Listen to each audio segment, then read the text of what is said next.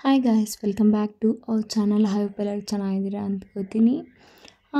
ಏನಪ್ಪ ನನ್ನ ಮಗಂದು ಫೋಟೋಸ್ ವೀಡಿಯೋಸ್ ತೋರಿಸ್ತಾ ಇದ್ದೀನಿ ಅಂತನ. ನಾವು ನೋಡಿ ನಮ್ಮೂರಿಂದ ನಾನು ಮಲ್ಲೇಶ್ವರಿ ಹಾಗೆ ನಮ್ಮತ್ತೆ ನಮ್ಮ ಮಾವ ನನ್ನ ಪಾಪು ಹೊರಟಿದ್ದೆ ಅಮರಾಪುರಕ್ಕೆ. ಏನಕ್ಕಪ್ಪ ಅಂತಾರೆ, ನಾವು ಹೋಗಿದ್ದೆ ಒಂದು ಕೆಲಸಕ್ಕೆ, ಆಗಿದ್ದೆ ಇನ್ನೊಂದು ಕೆಲಸ. ನಾವು ಹೋಗಿದ್ದ ಕೆಲಸ ಅಂತ ಮುಗಿಸ್ಕೊಂಡಿಲ್ಲ.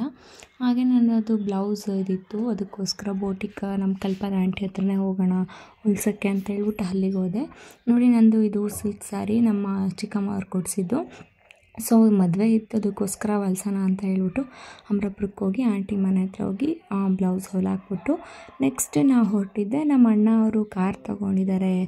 ಹಾಗೆ ತುಂಬ ದಿನ ಆಗಿತ್ತು. ನಮ್ಮ ಅಜ್ಜಿ ಮನೆ ಹತ್ರ ಹೋಗ್ಬಿಟ್ಟು ಹಾಗೆ ಮಾತಾಡ್ಸ್ಕೊಬರೋಣ ಅಂತ ಹೇಳ್ಬಿಟ್ಟು ನಾವು ಹೊರಟ್ವಿ. ಅಜ್ಜಿ ಮನೆ ಅಂತಾರೆ ನಮ್ಮ ಅತ್ತೆಯವರ ಅಮ್ಮನ ಮನೆ, ನಮ್ಮ ಅತ್ತೆಯವ್ರ ತವ್ರ ಮನೆ. ನೋಡಿ ನಮ್ಮ ಅಜ್ಜಿ ಮನೆ ಹತ್ರ ಬಂದ್ವಿ. ಎಲ್ಲ ನಮ್ಮ ತಾತ ಎಂಟ್ರೆನ್ಸ್ ಎಲ್ಲ ಕುತ್ಕೊಂಡಿದ್ವಿ. ಇವರು ನಮ್ಮಮ್ಮ, ನಮ್ಮ ಅತ್ತೆಯವರಪ್ಪ, ಹಾಗೆ ನೋಡಿ ಅದೇ ನಮ್ಮ ಅಣ್ಣ. ನನ್ನ ಪಾಪು ಆಗಲೇ ಬಂದು ಮಲ್ಕೊಬಿಟ್ಟಿದ್ದೆ. ನಮ್ಮ ಅತ್ತೆ ನೋಡಿ ನಮ್ಮ ಅಜ್ಜಿ ನಾವು ಬರ್ತಿದ್ದೀವಿ ಅಂತ ಹೇಳ್ಬಿಟ್ಟು ನುಗ್ಗೆ ಸೊಪ್ಪಿನ ಸಾಂಬಾರು ಮಾಡ್ತಾಯಿತ್ತು. ನೋಡಿ ನುಗ್ಗೆ ಸೊಪ್ಪಿನ ಸಾಂಬಾರೆಲ್ಲ ತಂದಿಟ್ಟು ಊಟ ಮಾಡಿದ್ವಿ. ಊಟ ಮಾಡಿದ ತಕ್ಷಣ ನಮ್ಮ ಅಣ್ಣ ಅವರು ಸ್ವಲ್ಪ ವೀಡಿಯೋ ಮಾಡಿದ್ರು. ನನ್ನ ಪಾಪುದು ಕುತ್ಕೊಳೋದು ಕಲ್ತಿದ್ದಾನೆ ಅಲ್ವಾ ಇತ್ತೀಚೆಗೆ. ಆಮೇಲೆ ಅವನು ಸ್ವಲ್ಪ ಹೊತ್ತು ಮಲ್ಕೊಂಡ. ನಮ್ಮ ಅಜ್ಜಿ ತಾಳಿ ಏರಿಸ್ಕೊಡು ಅಂತ ಕೇಳಿದರು. ಸೊ ನಾನು ಮಲ್ಲೇಶ್ವರಿ ಇಬ್ಬರು, ನಮ್ಮ ಅಜ್ಜಿದು ತುಂಬ ವರ್ಷ ಆಗಿತ್ತು ತಾಳಿ ಏರಿಸ್ಬಿಟ್ಟು, ಅದಕ್ಕೋಸ್ಕರ ತಾಳಿ ಏರಿಸಿದ್ವಿ. ಈವ್ನಿಂಗ್ ಆಗಿತ್ತು. ಮತ್ತು ನನ್ನ ಪಾಪನ ಮಲಗಿಸ್ಬಿಟ್ಟು ನಾನು ಮಲ್ಲೇಶ್ವರಿ ಹಾಗೆ ನಮ್ಮಣ್ಣ ಅಮರಾಪುರಕ್ಕೆ ಹೊರಟ್ವಿ. ಅಂದರೆ ಅಮರಾಪುರದಲ್ಲೇ ಇರೋದು. ಅಮರಾಪುರ ಬಸ್ ಸ್ಟ್ಯಾಂಡ್ಗೆ ಏನಾದ್ರು ತಿನ್ಕೊಬರೋಣ ಅಂತ ಹೇಳ್ಬಿಟ್ಟು. ನೋಡಿ ನಮ್ಮಣ್ಣ ಹೀರೋ ಥರ ಪೋಸ್ ಕೊಡ್ತಾ, ನನ್ನ ಕ್ಯಾಮ್ರಾ ಮುಂದೆ ಬರೋಲ್ಲ, ನಾನು ವೀಡಿಯೋ ಮಾಡಬೇಡ ಅಂತ ಅಂದ. ಆದರೂ ಬಿಡಲಿಲ್ಲ. ಸೊ ಕಾರ್ ತೊಗೊಂಡಿದ್ಯಾ, ಗುರುವಾರ ನಾನೇನು ತಿನ್ನೋದಿಲ್ಲ, ಸೊ ಗೋಬಿಯಾರು ಕೊಡಿಸು ಅಂತ ಹೇಳ್ಬಿಟ್ಟು ಗೋಬಿ ಕೊಡಿಸ್ದ.